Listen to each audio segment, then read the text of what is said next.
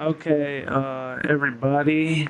I have a guest that's coming on the show today. He is actually coming from inside Iran right now with everything that's going on in the world right now. I thought it was really important to get somebody that is on the inside of the country after they had the internet blackouts and everything else that's there. So he agreed to come on, but he's not gonna open up his camera for obviously purposes because he doesn't want to conceal his identity. So that's fine. So without further ado, what's up, man? How you been doing? Hi, thanks. Thank you for being the voice of us in Iran. I thank you really much. Sorry for my poor English. I'm not really proficient in speaking English, but I followed your news about Iran and I'm really grateful for your work. I appreciate it. I'm really thankful that you decided to come on the show, man. Really. I'm really sorry. It's not really safe in here, and uh, the the close people to me are not really safe people. I don't know if you Yeah. understand what I mean, but the my friends, my acquaintances, they are not safe people either. Really. You feel like you can't trust them, is what you're saying? Uh, there's you can't trust anyone right now in Iran because everyone can be a mercenary for the government, uh, and they can sell you over to the government with a little screenshot or even just your voice. They sell you really cheap, and nowhere is safe, no one is safe. Yeah. And right now, the only safe person that people can trust is just King Reza Pahlavi. That's for obvious reasons. He's the only safe person that we Iranians know. Yeah, I was going to ask you about that. That is the only name that I seem to hear that comes from the people. Uh, his father was the previous king of Iran, and the Ayatollahs, the Khomeini, when they came, they, how should I say it? Uh, they really didn't like what the king did for Iran. He did really great things. He made universities in Iran. His father served people really well, and Ayatollahs really didn't like that and wanted a Islamic regime. They wanted this ideology to be spread to the world. I don't know why, but they uh, exiled the king, and now we only know his son, the only person that logically uh, hates. Yeah. And if I'm not mistaken, didn't he had two sons, didn't he?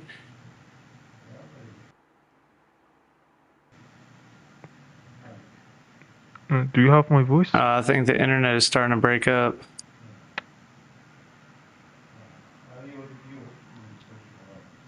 Do you have my voice?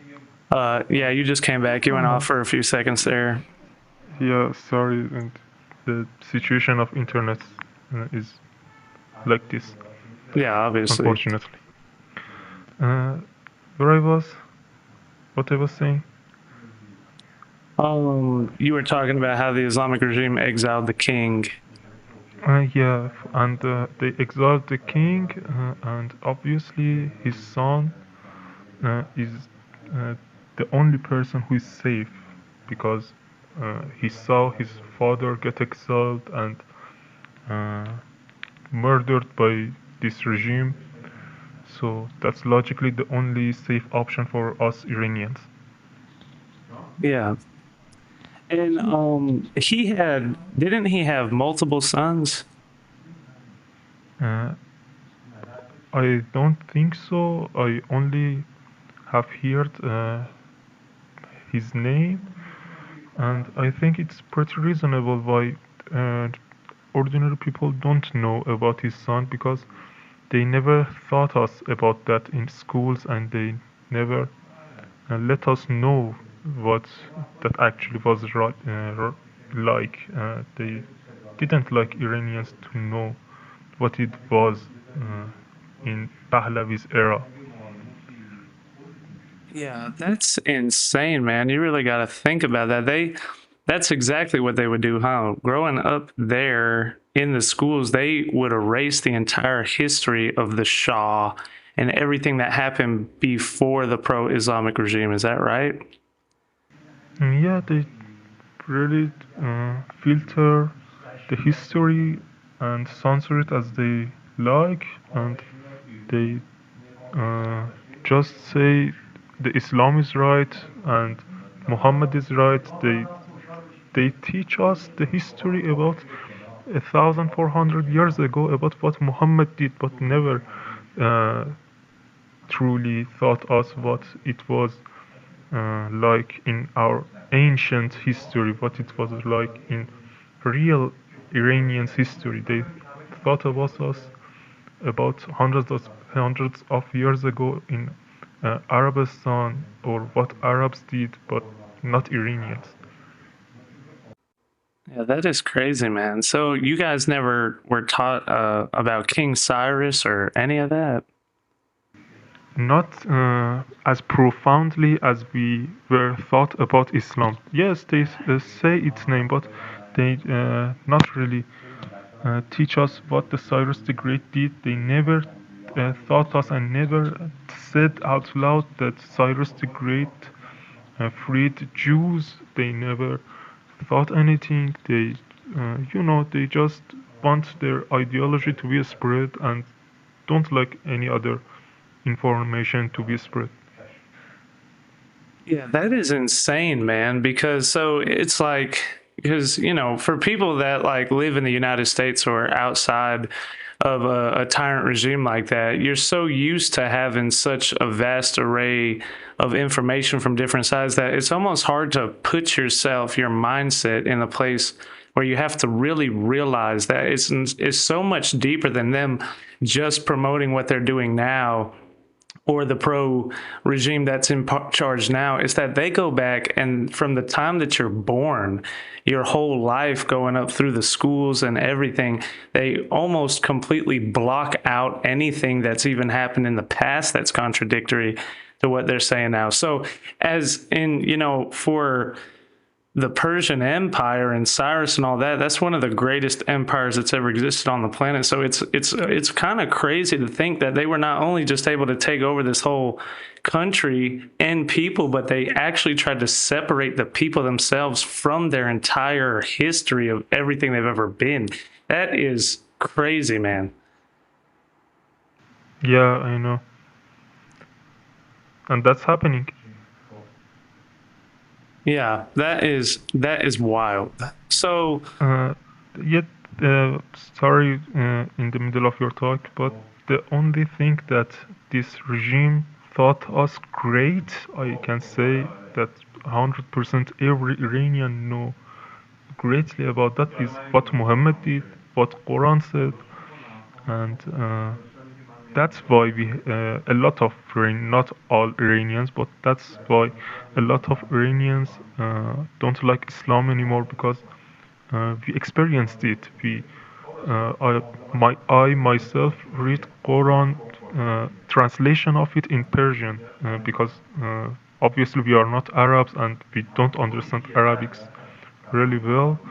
But as we read Quran and as we read history, we came to conclusion that this isn't right, and there's something wrong in here. Yeah, that is a powerful conclusion to come to because that's exactly what it is. So that's what I've been hearing too from a lot of other people is that it feels like it's not just a revolution against the specific regime now, but against the idea of Islam reigning over an entire government as well. Yes, uh, there's. I hear people say if you read Quran, you will like to be a Muslim and you will like to be coming to Islam, but that's 100% wrong. I experienced it myself. I read Quran myself, and I was Muslim. We all Iranians we born Muslim, literally, because as we born, uh, they write us as Muslim in every documentation in this country, and I started reading, and my friends started reading, uh, and whoever is now against Islam started reading Quran, and that's why we are against Islam. Yeah. So against Islam because of Islam itself, because of what the Quran itself teaches, Yes. not because you've been propagandized or by Jewish Zionist propaganda, like a lot of people that are against the revolution in Iran keep trying to claim that it's not an organic revolution, that the people there don't really want to rebel against it. It's just the Jews and the Americans that are trying to push some sort of narrative to the people. Our only propaganda was Muhammad itself, I can say. Yeah, exactly. So, I was gonna say, so have you, like, how much of the country is in an upheaval right now? Uh, uh, there are uh, a lot, I can say, and more than 80% of people are against this regime. Uh, I can. A lot of people say 90, more than 90%, but in my surroundings, in my friends and acquaintances, I'm in a really religious environment, and in this religious environment, there are more than 80% people against this current regime, and we don't want it. But there are still people that are with this regime. You know what I mean? It's Yeah. 80%, but it's not 100%. There are 20% different, or in, or as the others said, there are like 10% different. There are 10% people that are with regime, and that is what is making it so hard, like myself, that I can't show my face. I Yeah. can't guarantee that 100% of people are like me. Yeah, as that seems to be the typical in all tyrannical regimes ever. There's always that small group of people for whatever reason. Whether do you think that's because they believe the Quran and Islam, or are they have a better, more prestigious position within the government, or why would you say that is? uh, I think there are two reasons. Reason one, there are after power, and they don't think this regime is gone, at least for now, and they want prestige, obviously. The second reason is they don't read. They didn't read Quran. They don't know Islam, but they are Muslims. They know themselves as Muslims without reading Quran. They didn't even read one surah of Quran, and they call themselves Muslims. I think that's the other reason.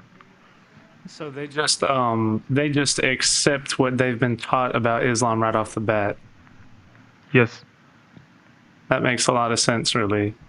I know various people that do that in a lot of different places. Um, so like on a scale of 1 to 10, like I know that the protests are really big. I know there's a lot of people protesting, but I also know that there's probably people that are just going about their everyday lives, and even if they support the protest, just because they're trying to live life. Do you feel like has it been disruptive, or how disruptive has it been to normal everyday life for those who are just trying to go back and forth to work or whatever it is? Uh, in work, there's no problem. I mean, there's no protests in daylight, and people are living their normal lives in daylight. But after like uh, 8 p.m., uh, people, a lot of people in some places start saying Javid Shah out of their homes, or uh, in their balconies, or some in the streets. But it doesn't interrupt the normal daily life. Uh, that's So like it's that. it's more like a so it's more like it's a nightly thing. They can't say what they want in daylight. That's because of that. If they say that in daylight, obviously a lot of people that we don't want to hear our voice will hear our voice, and we will be in danger. Yeah, that's guaranteed death. Yes. Um, do you know anybody personally that's been taken out by the regime as a result of everything?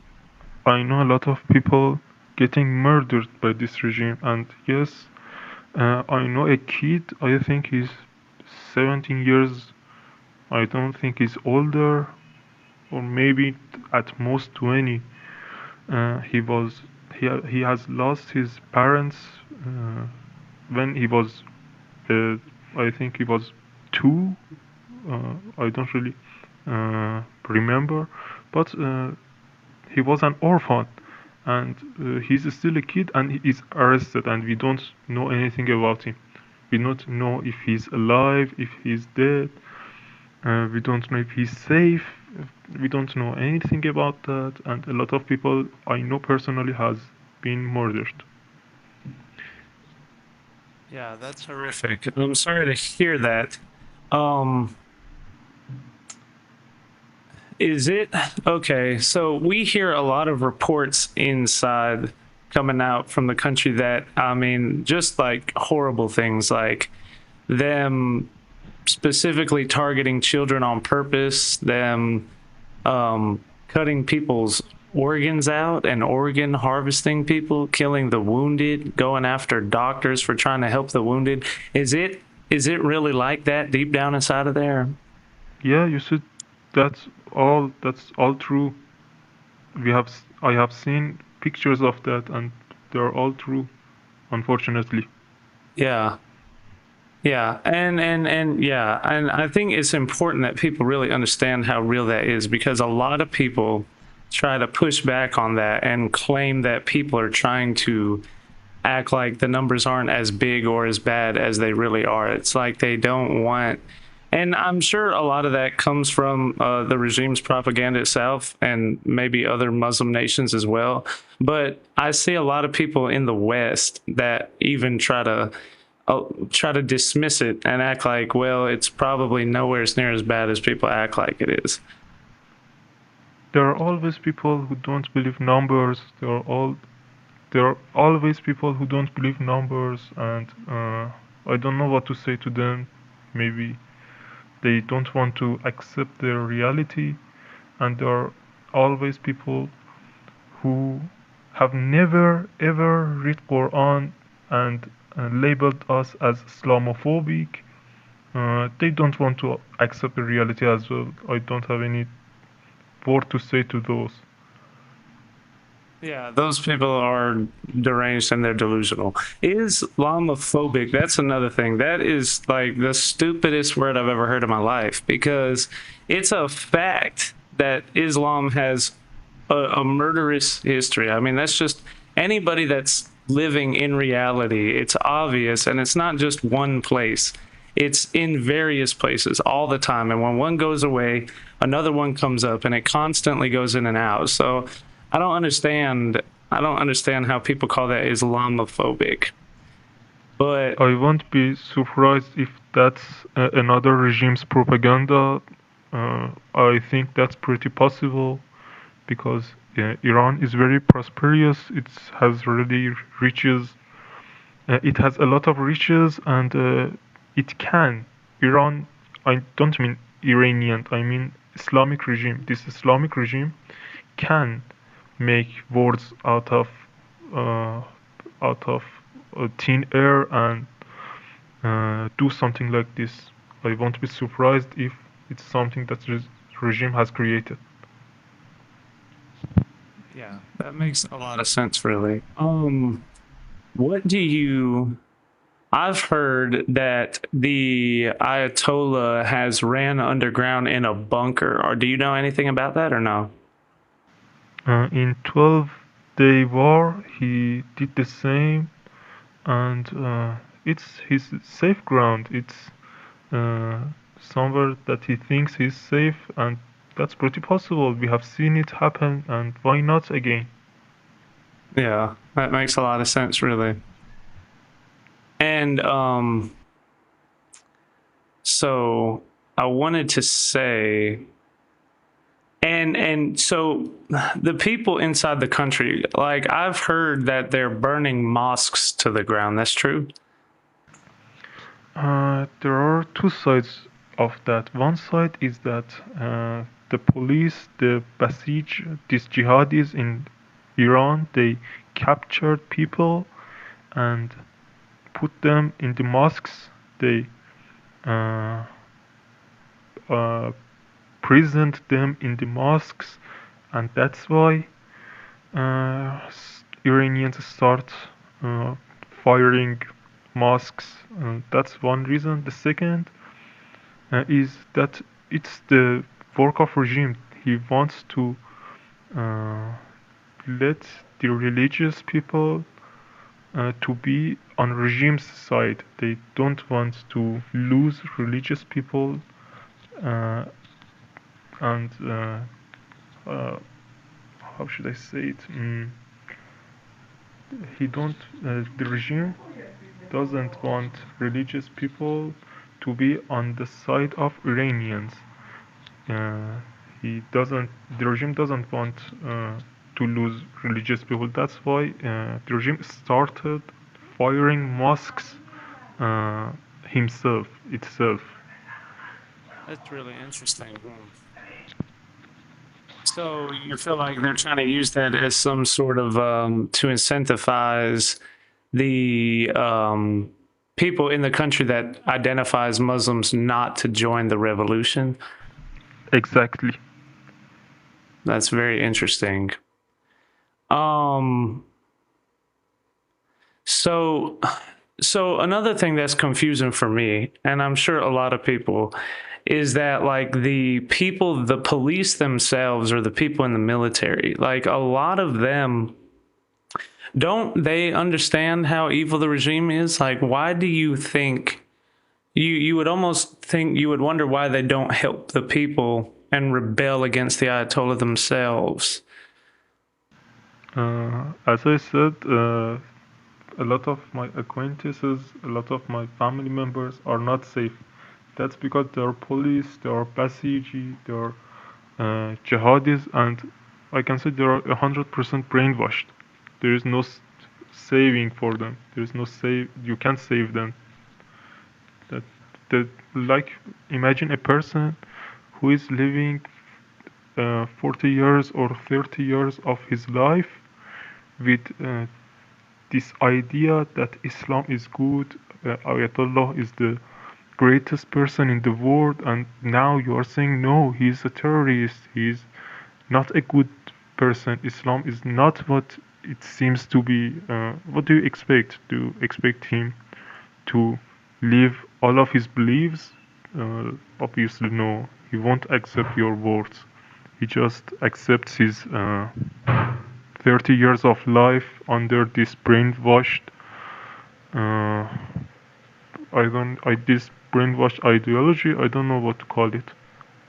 Yeah, that makes a lot of sense, really. So, what you're saying is that the people that are a part of the IRGC and the people that are in the streets murdering protesters and everything, they've been completely.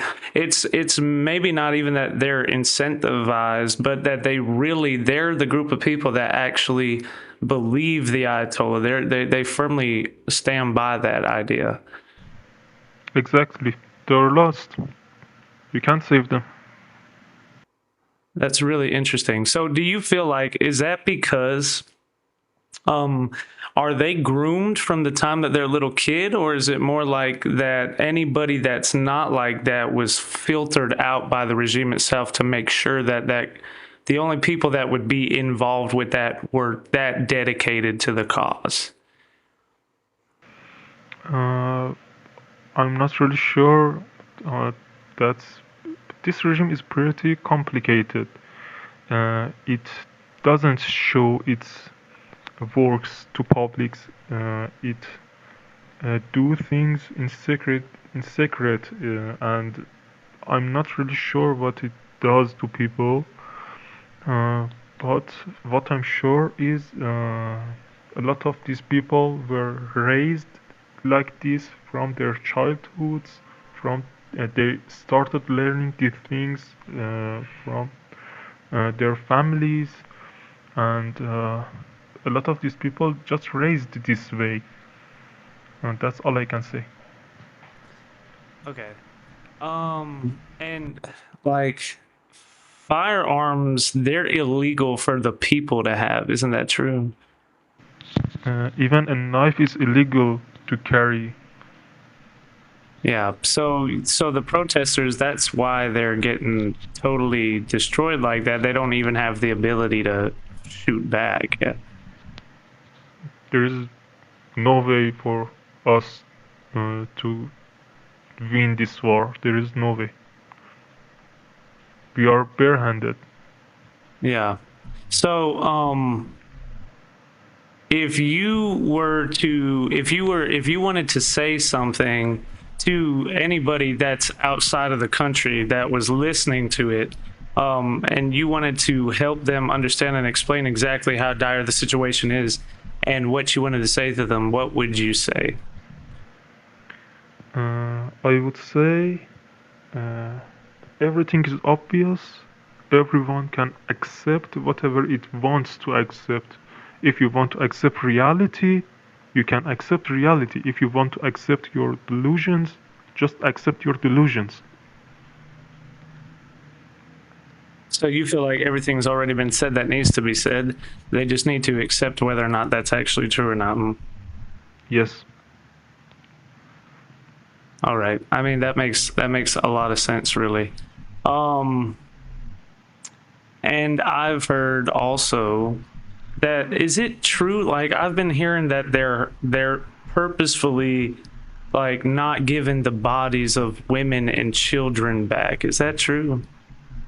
And that's something even us in Iran are very worried about. And yes, I don't know how many videos of Iranians' bodies have you have seen, but in a lot of those videos, you can't see much of women's bodies. But in protests, you hear a lot of women's voices, and that's obviously a reason that this regime is right now capturing a lot of women's body, girls' body, and haven't let them out.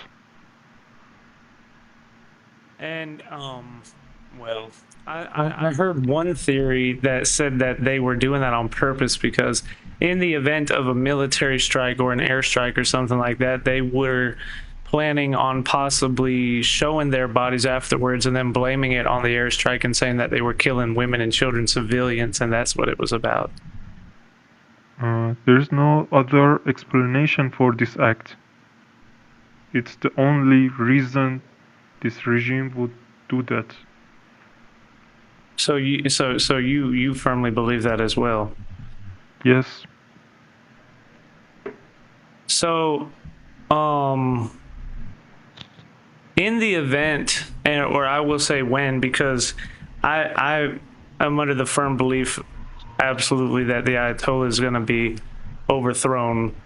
And when that happens, and they bring the Shah back, because I've heard, okay, I haven't heard any dissent, any real dissent from anybody that would want anybody except the Shah. I mean, you hear a couple pockets, like some random person here, random person there that says somebody else, but as a majority, it seems to be like the only voice that I overwhelmingly hear is the Shah. Now, I also know that there's this group of people that's trying to push, what is it, the MEK or something like that? They want them to take it over. I couldn't listen your last part of question. Can you ask it again? A group I've of heard ME what? the MEK. Haven't heard about them. Yeah, they're well, they were a part of, they were one of the groups that that helped to overthrow the Shah. And they used to work with Saddam Hussein and yeah, Iranian, the Islamic regime as well. So I don't know. I mean, it's just, it's propaganda. It's just that it's another small group of people. They're pro-communist and pro-Islamic at the same time, and their logo is literally like a communist scythe next to like an Islamic moon or something like that. So it's really just propaganda. But I was really surprised that there were people that were actually trying to push that, even Western people that were saying that they would be a good alternative. That doesn't make any sense to me. But when the Shah returns, do you see the people trying to do a full monarchy, or do you think it'll be more like do they want like a democratic regime and have a monarchy on the side just for authoritative purposes, or how do you think that would look? Uh, Personally, I would like a secular uh, democratic. I don't know what you say that. I personally like as a secular democratic, and I'm not a heresy. I'm against a heresy um, power, a heresy regime. Uh, but uh, for now, we need Reza Pahlavi to uh, come to Iran and do his job. Uh, about after that, I don't have any idea because uh, this population that you are seeing right now, these people that are shouting Javicha, these people that are shouting Free Iran, have a lot of other options in their minds. They are not all the same. The only thing that we are focusing on right now is this regime that has to be gone, and after that we can vote for whatever we want. And personally, I don't think it would be a heresy power again, as heresy regime in Iran, but that's what we need right now, and we need this regime to be gone. Yeah. This is the first time I would say that it's really realistic that there's an opportunity to destroy the Ayatollah. To me, it doesn't make any sense at all for anybody outside of the country to not want to get rid of the Ayatollah. It doesn't make any sense because they're the number one sponsor of terrorism in the entire world. They constantly violate human and civil rights. They bring destability. They're a nuclear threat. They attack. They help fund wars against Israel, Europe, America, the whole world, really. It just doesn't make any sense why somebody wouldn't want to get rid of them from my perspective, unless they were a pro-Islamic regime as well. Do you think that what do you think about like the surrounding Arabic nations like Saudi Arabia or countries like that? Do you think that they're in favor of the Islamic regime? I think they're 100% in favor of this Islamic regime because just look at it. Ayatollah Araqchi, like I think you know Araqchi. He is the foreign minister of Iran right now, and he's literally from Iraq. His last name, his surname is Araqchi. It's obviously not Iranian, and obviously the uh, near countries, the Arabian countries, don't want this regime to be gone. They are getting uh, funds from it. They are getting support from this regime. Why would they want this regime to be gone? Yeah. And yeah, I think that's really true as well. And I agree with that. But I know a lot of people try to say, well, they're not as radical as that regime, or they're moderates. So they would have no problem getting rid of it. But that's not what I see. I see that maybe, to me it feels like they're comfortable hiding behind that idea that regime is the really bad one, and as long as they benefit from it, but they don't have to take the heat for being as bold as they are. Uh, as a foreigner that you are, or a lot of people are listening to your show, just think about you are about to come to Middle East. There are some options: Arabistan, Emirates, Dubai, and Iran. You would obviously choose like Dubai, like Arabistan. You won't choose Iran because it's dangerous in here, and that's one point of the view that they don't want to lose their secured spot in the region. And the other one, in my opinion, the other one is oil. Uh, a lot of people in Middle East, I don't have the exact number of oils that are being sold, but uh, there are countries that want to sell their oil with a higher price, and they don't want Islamic regime to change, to be changed, to be something like a democrat country and sell its oil more expensive than those, because we are selling more oil than those countries, and they don't want this regime to be changed because they are uh, they are getting profit from it. Uh, I don't know if you understand what I mean. Yeah. That makes a lot of Uh, sense, really. uh, they have a secure place in this region and they don't want to lose it. Yeah, they don't want to upset the status quo, because obviously Saudi Arabia and Dubai and places like that are, and Qatar, they're doing a lot better on the surface financially than a lot of other countries are.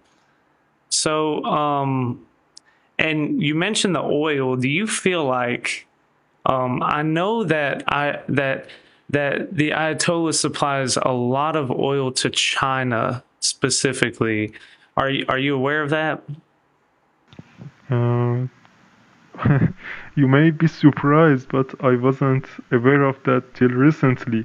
And I wasn't aware of that they're selling it cheap to China. I didn't know that till recently. Yeah, They don't say this out loud, you know? They are very secretive. obviously they don't want anybody to know what they're doing. And that's really strange to me as well. That makes me wonder if the Chinese regime is also behind trying to keep the Ayatollah in power as well. Obviously, they want to keep Ayatollah in power, and obviously they would support directly, directly or indirectly. They would support Ayatollah. He's profiting Chinese. It almost feels like the Chinese are kind of taking advantage of that as well, though, because the fact that they sell it so cheap, there's no reason for them to do that. It's almost like, I don't know, maybe if they're strong arming the Ayatollah and trying to force them to sell it cheap, or if it's more of like an exchange of like security or protection or something like that. Uh, there has been a lot of deals between Iran, China, and Russia, and almost all Iranians know that Ayatollah is literally a slave to China and Russia, and there is no doubt about it. Uh, they just sell whatever they want to China and Russia, and China and Russia are getting profits. Obviously, they would support Ayatollah. Yeah, it's interesting that you would say the word slave because that's how I see it as well too. That's how a lot of um, Westerners view it as well too. It feels like the Ayatollah is a slave to China and Russia. That's how most of Iranians see this situation. Yeah, and yeah, and almost like they're a pawn in Russia and China's political games to try and dominate world affairs. So, do you feel like when the Ayatollah falls and the Shah returns, he would not be super friendly with Russia and China? Uh, I don't know about that, but I'm sure it would be better for us Iranians. I know at least he would come to Iran, he would let us vote for whatever we want, and that's the main point for us Iranians. We don't care about other things. We want to just live a normal life. We Yeah, don't want something fancy, something luxurious. We just want to have the right of freedom of speech. We just want to have the right to live. That's all. That's all in the Iranians' point of view. yeah, they just want to be free. Yes. Yeah. Just like Americans have had the privilege of being for hundreds of years and really see that's why to me it feels like Americans should understand what's going on with the people in Iran because we had to fight the history of America. We had to fight a revolution for our own freedom as well. So if anybody on the planet should understand what it's like to have to fight for your freedom, it's the United States of America. And I see that in Iran, I feel like their fight for this freedom is the same as um, America's fight. Okay, guys. Well, it looks like we just lost connection with him. So I'm going to wait a little bit and see if he comes back on here or see if he's able to rejoin. But it said that we had connection issues and it looks like he just disappeared. So we'll just give it a second and see if I can re-invite him or if he could come back. We'll give it a few minutes. Yeah, so while we're waiting on that, guys, this is some like really serious things. And as you can see, he is agreed to come on to the show. He is in Iran right now as we speak. Okay. He's inside the country itself. So this show that he agreed to come on, as you know, they've been in an internet blackout for weeks, right?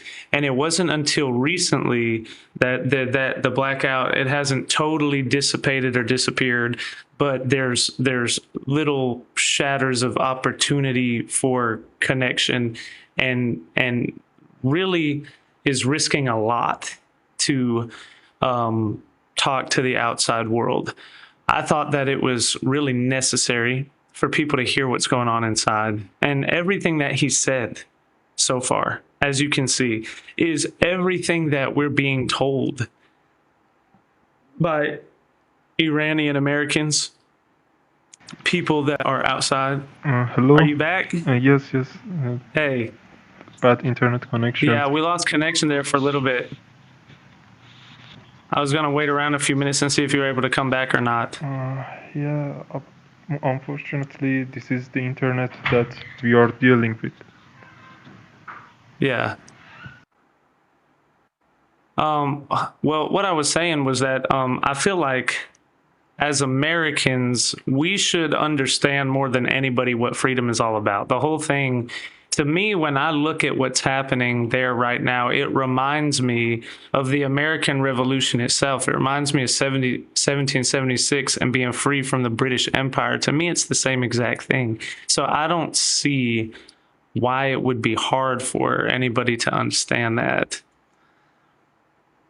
I don't know about Americans, and I don't know about America's history, but I think America and Americans should know the freedom better than us, because you have lived in freedom and you have experienced it, and obviously you don't want to lose it. Yeah, obviously.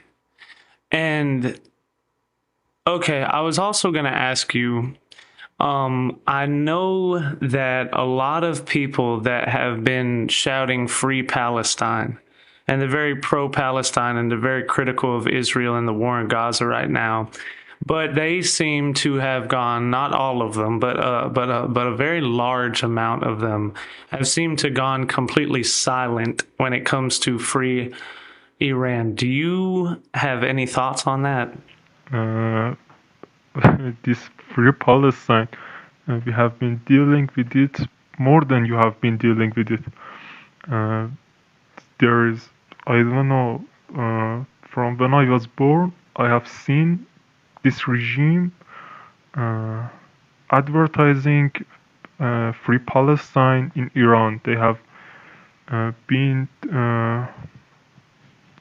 spreading food, spreading loans for people to come and shout free Palestine, even in Iran. And we don't really care about those people. We know they are just mercenaries of this government. We know they don't care about human rights.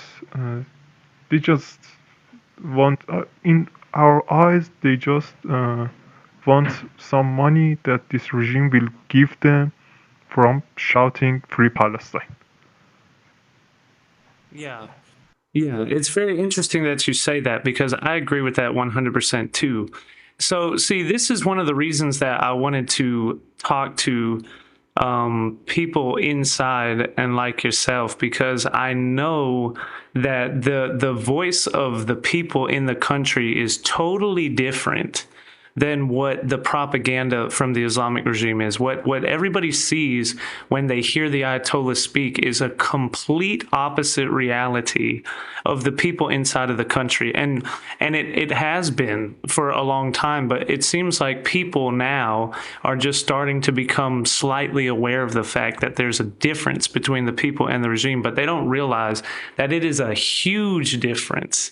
The people inside the country are in way more alignment with people from the West, Israel, America, Europe, and the majority of people here that think and feel exactly the way that you're describing it too. So it's really important for people to understand that, because that helps people realize it helps people realize how oppressed that the people in the country are, how much of a genocide and like a Holocaust that it really is going on inside of the country. And it also helps them understand, puts their self in the shoes of those people and say, these people are really, they're just like you. These are not a bunch of crazy radicalized jihads that want to scream death to America and kill all the Jews and all of this. No, these are normal, everyday people who are aware of the world. They're aware of culture and society, and they're aware of how crazy that radical Islam has become.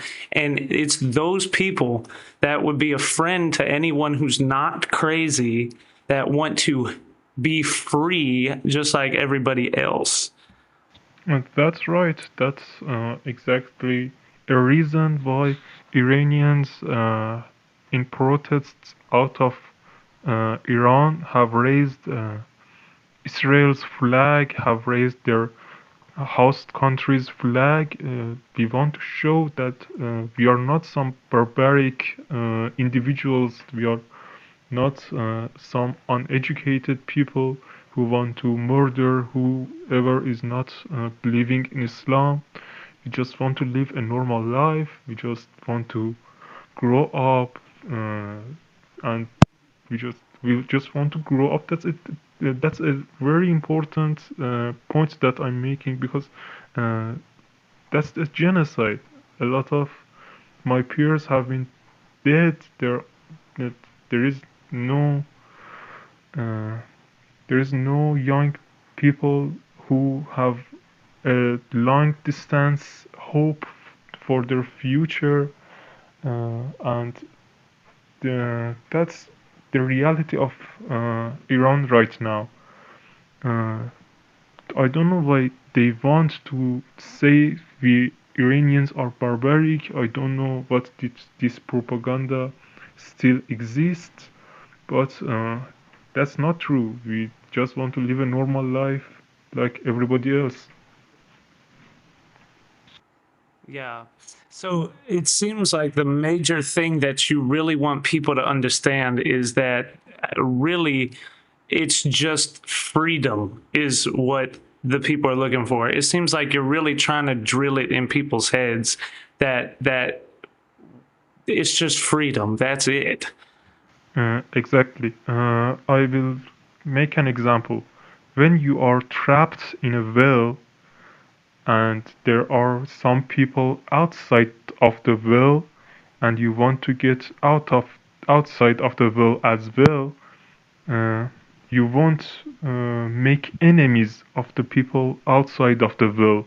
You won't say death to America, death to Israel. No, you say, you America, you are my friend. Now take give me a rope, give me something that takes me out of this well, so we can be free together. That's the reality that is happening right now. We don't want to make enemies. We That's exactly opposite. We want to make friends so we can be free together. Yeah. Yeah. It's the scream of 100 million people that just want to be free and join the rest of the world in the 21st century and come out of that old 7th century radicalized savagery jihad. Yes. Okay, so is there I know that Trump and Marco Rubio and Benjamin Netanyahu are talking about talking to the Ayatollah this Friday. Now, I also know, and it's my firm belief, the way that politics work and the way that Trump thinks and things that people have said, I don't believe that it's going to be a negotiation where America and Israel abandon the people inside of the country. I am firmly under the belief that that is not what it is at all. I would say that really the talks are just there's some sort of a political cover, because when you look at the UN and they in 2015 they created the responsibility to protect act, and in that it says that a country loses its sovereignty if it begins to kill its own people, and that military strikes are completely allowed so long as every other diplomatic solution has been exhausted. So to me, what I believe that Trump and Netanyahu are trying to do is they're trying to prove to the world because they've said, and I'm hearing that some of the demands in there that they recognize Israel, which the Ayatollah is never going to do, and that they're going to make sure. Marco Rubio himself said, we are going to discuss the way that they're treating the people inside of the country, and we are going to discuss the things that they say that we don't want to discuss. And it's my view, as well as Goldie Gamari and many other people, that the reason why they're doing that is to prove to the world that these people, the Ayatollah, they are completely radicalized, and no matter how diplomatic you try to be with these people, in the end, they refuse to accept any real type of conclusion. And from that justification to the world on a world level, that when they do a military strike, they will be able to say, see, we're not warmongering. We're not war criminals. We're not trying to take over a country. We are removing a completely radicalized regime. So I wanted to ask you, what if you were to be able to have to say anything about to Trump or Marco or Bibi Netanyahu or anybody like that, what would you say to them? I would like to ask them to don't negotiate with terrorists, because this diplomatic talking that you are talking about, it's our lives. It's our lives completely depend on these talks. We are worried that 1% Ayatollah agrees to America's demands. And that's our worries.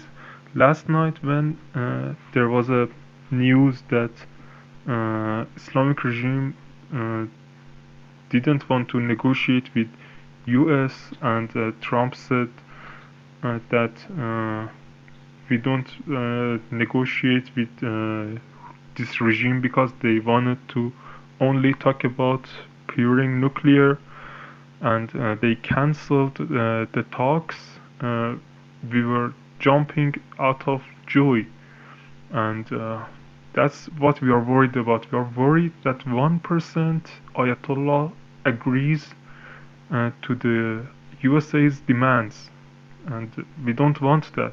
We want a regime change. We don't want this regime to stay in power any longer. Yeah, I'm in firm agreement with you as well. I don't. I think, and it's obvious to me that, as it should be obvious to everybody in the world, that a complete and total regime change is the only option inside of the country. There is no room for negotiating with these people. They're complete nutcases. So, you feel like, is it safe to say that what you feel like is that the Ayatollah may lie to their face and say, yeah, sure, we'll do whatever it is, and then just continue to do what they always do? It's his profession. He's proficient in lying.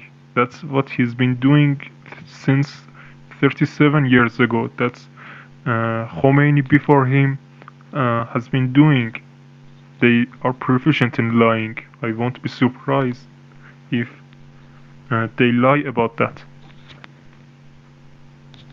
Yeah, a snake is a snake is a snake. It's not going to change overnight like that. Exactly. So, yeah, I think I believe that Trump is smart enough to realize that. I believe that Trump and Bibi are very aware of that fact, because it's always been a fact. And I know in the past here in America and American politics, Trump has done things like this before with his opposition, where he pretends that he's going to make some sort of a deal with them, and he just goes out of his way to prove that he'll even give them more of what he said he would, or at least put it on the table, just so that headlines and the news media can see that, well, see, look, I would even give them this, and they still won't listen.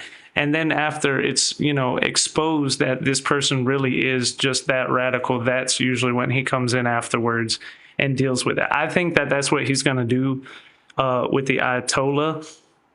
But I'm in complete agreement, though. Like, the regime completely has to be changed from the inside out. And like, I was listening to Mark Levin earlier, and like he was saying, like, this is the chance. Like, this is the shot. It has to be now. If it's not going to happen now, we're never going to get an opportunity like this ever again. They're weaker than they've ever been. The inflation rate's going crazy there. The people are in unanimous agreement. Like, we have to overthrow them immediately. Exactly. Trump says a lot that he has freed 837 people from execution. That's what he's talking about a lot. But what we are seeing is that that's just 137 people that are not executed. There are hundreds more people that are getting executed, and I'm just really disappointed in Trump because the number 837 seems so big in his eyes, but in our eyes that's just a little. Yeah, that's a very tiny number. What would you say that your estimates are of how many people have been killed? I would say at least 100,000. Yeah, that's what I suspected. I was thinking that it was closer to that number as well. And you would say, I'm guessing that there was no stopping, like, because they claim that those were all done in one day, and now, yeah, but no, it's every single day, right? It's every single day. Even today there were some executions. I don't know why people. I don't know why Trump is so. He's waiting. I don't really can tolerate his waiting because that's our lives on the line. Yeah. Even if the regime finds out that I'm talking with you right now in this program, I will be executed, and there will be no news about me. No one will find out about me being executed. They just knock your door, says, "Oh, you come here," and take you out, and you are executed. That's all. There is no documentation. There are no news. Nothing. Like killing an ant. Yeah, there's no court. Yeah, there's no court of appeal or any evidence or any proof. They just have to. They could just say that you are doing it, and then that's enough for it. That's right. Okay. Is there since we're already at an hour now, I guess I'll start winding everything down. So I was gonna say but I want us to stay in contact though, because I enjoyed this conversation a lot. And I think that it was really great, and I really appreciate you coming on the show and taking the time to do all that. And I wanted to tell you that the people of America, the real people of the United States and Israel and Europe and all over the world are with the people in the country. We understand and we see what's going on, and we really do understand what it is. So we are all with you, and we are all praying for you, and we're going to believe heavily that this thing is going to be overturned. So I just wanted to give you one last opportunity for anything at all that you want to say to the world or Trump or people in the world, or anything at all that you want to say.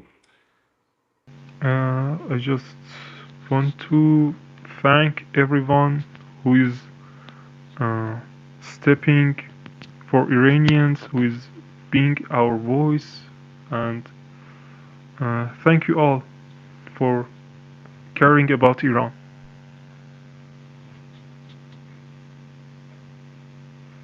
%. All right. So thank you for coming on the show. I guess that's where we're going to end it. And I'll stay in contact with you, and I'm gonna hop off here real quick and edit everything out, and I'll let you know as soon as it gets published up, so that you guys can go check it out and everything. Thanks. Yeah, absolutely, man. I love you guys, man. I'm really with you. I'm really right there with you guys. I watch the news every day, and there's nothing, there's no words. You try to think of what to say and how to explain to people that you're with them, but there's really nothing that you could say to what's going on inside of the country. It's nothing that there's no words to describe what could be said or how much you're with the people and how much you're right there in the fight. And if you could be, you'd be right there in the fight with them. But I know it seems really dark and it seems really hopeless, but I'm telling you, I know and I believe 100% that freedom is on the horizon. Freedom is coming, and the Ayatollah is going to fall. And I think it's going to happen a lot sooner than people realize. So I want the people there to understand, to hold on to hope and to keep fighting, because it's always darkest right before the dawn. For whatever reason that is, it always seems to be the worst right before it breaks. But I love you guys, man. So I'll keep praying for you guys, and appreciate you coming on the show. I appreciate you as well, and thank you a lot for being our voice. I'm happy if I have taken a step, if I have done a job for my people, and there is nothing more to say. I just want to show my graduation